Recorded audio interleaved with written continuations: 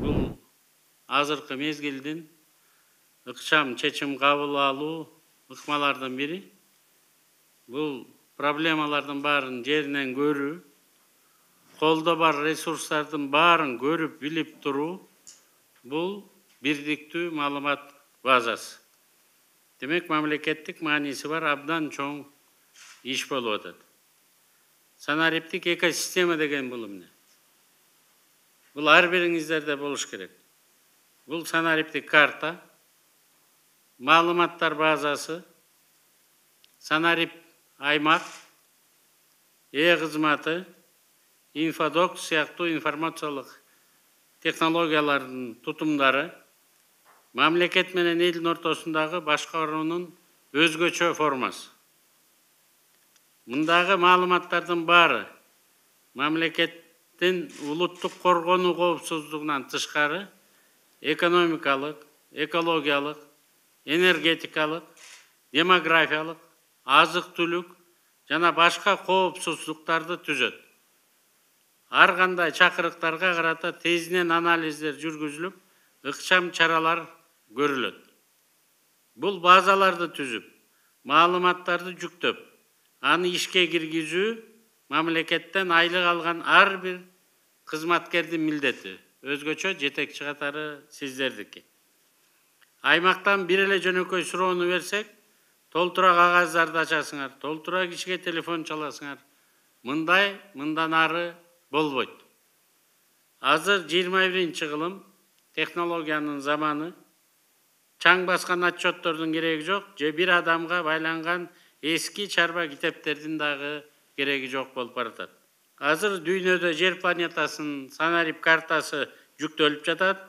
Глобалдуу санариптештирүү жүрүүдө. Биздин маалыматтардын бардыгы барып аларга кошулат. Анда мындан дагы чоң талаптар коюла баштайт. Глобалдуу санариптин келиши менен башкаруу биринчиден ачык болот. Бардык маалыматтар ачык айкын жеткиликтүү сакталат. Бул жетекчилерди тартипке чакырат. Маалыматтарды иштеп чыгууда натыйжалуулук жогорулайт. Экинчи, эффективдүү болот. Оптималдуу чечим кабыл алууда көп ресурстардын маалыматтарына талдоолор жүргүзүлөт. Кайсы сферанын бюджеттин көтөрүү керек экен, канча кайрылуу болгону дара көрүнүп турат. Үчүнчүсү, новаторлуктар кирет. Новациялар кирет. Башкаруунун жаңы методдоруна түрткү берет. Борбордон туруп региондун маалыматтарына эч ким телефон чалбай эле жетүүгө жана көрүүгө мүмкүнчүлүк алат. Демек, тереңдетилген аналитика, чоң маалыматтар базасы түзүлөт. Ал дайыма актуалдаштырылып, тынымсыз иштеп турушу керек. Акимдердин басымдуу бөлүгү 45 жашка чейинки заманбап жаштарсыңар. Дагы бир 3-5 жылдан кийин жергиликтүү бийликте толугу менен заманбап кадрлар келери шексиз. Санариптүү болуу ар бир жетекчиге коюлган классификациялык негизги талаптардын бири болуп калат. Силерге бир нече бүгүн тапшырмаларды беребиз. Жергиликтүү органдардын ишин жеңилдетүү жана аймактардагы жарандардын жашоо шарттарын жакшыртуу максатында кызмат, санарип аймак, инфодокс электрондук документ жүгүртүү системасы. Ушул 3 системаны киргизүү талаптары сиздерге түздөн түз коюлат жана жеке жоопкерчилик сиздерге жүктөлөт. Санариптик өнүктүрүү министрлиги тарабынан белгиленген системаларды жакындан тааныштыруу боюнча окутуу иштери жүргүзүлөт. Ага карабастан аймактардагы санариптештирүү иштери алдыга жылбагандыгы көрүнүп турат, урматтуу коллегалар. Буга жергиликтүү өз алдынча башкаруу органдардын кызматкерлеринин биринчиден билими төмөн, потенциалы начар, жаңыча иштөөгө кызыгуу жок болуп жатат. Бул проблемаларды ким чечет? Албетте сиздер, жетекчилер чечиңиздер керек. Демек, бүгүнкү жыйында системага кошулуу кандай жүрүп жатат деген маселени карайбыз. Медер Алиев, деги качан кыргыз оңолот, качан ушактан калптан кутулабыз. Депутат Медербек Алиев социалдык тармактарда ал тууралуу тараган видео тууралуу жооп берип, ал тасма монтаждалып чыгарылганын жазып чыкты. Туугандар, саясат өзү ыплас, кир нерсе экени чын көрүнөт. Кайсы калпка, кайсы ушакка жооп бергенге жетишейин. Туугандарымды калп менен уруп жамандап жатасыңар. Шайлоо учурунда WhatsApp группаларга жамандап жатасыңар. Эми болсо 1 жыл мурун дебатта болгон видеодогу мен айтпаган сөздөрдү монтаждап айтты деп жатасыңар. Иштейинби же ушактарга жооп берейинби? Деги качан кыргыз оңолот, качан ушактан калптан кутулабыз. Унутпайлы, калптын өмүрү кыска. Ушак калпка жооп бергенге убакыттар. Мамлекетибиздин өнүгүшүнө иштейли. Бизге эл берген 5 жылдык мөөнөт өтө аз. Бизге Кудай берген өмүрлүк мөөнөт өтө аз. Андыктан ушак калпка көңүл бурууга укугум жок. Мамлекетке, элге иштегенге милдеттүүмүн деп жазган Алиев Facebook паракчасына.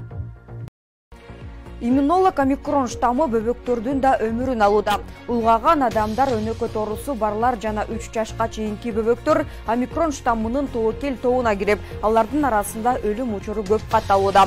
Бул тууралуу иммунолог медицина илимдеринин кандидаты Николай Крючков билдиргенин РИА Новости жазды. Медик аталган штаммдан бөбөктөр көз жума баштаганын белгилеген. Калк арасында омикрон күч алды. Бул штаммда деле тобокелчилик тобуна өнөкөт оорусу барлар менен жашы өтүп калган адамдар кирет. Мындан тышкары омикрон 3 жашка чейинки наристелердин да өмүрүн алууда.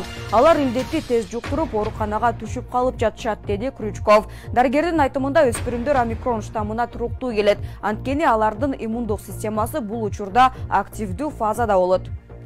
Депутат сүттөн ак суудан таза деп макталган Кубанычбеков коррупцияга аралашкан деп шектелип жатат. Бүгүн 19 январда жогорку кеңештин кезектеги жыйынында депутат Жеңишбек Токторбаев мамлекеттик бажы кызматынын төрагасы боюнча пикирин билдирди. Өткөндө мамлекеттик бажы кызматынын төрагасы Адылбек Кубанычбековду көчөдөн алып келдиңер, эч кандай адистиги жок болчу. Суудан таза сүттөн ак деп абдан мактадыңар. Айга күнгө теңедиңер. Бүгүнкү күндө коррупцияга шектелүү болуп турат. Эдил Жолдубаевич ал жалгыз жасай албайт, чөнжырланып мындан ары кетет, деди Токторбаев. Эске салсак, атайын кызмат Адилет Кубанычбековду коррупцияга айыптап 17 январда кармаган. Кубанычбековдун бөгөт чарасы 19 январда Бишкектин 1-май райондук сотунда аныкталат деп күтүлүүдө.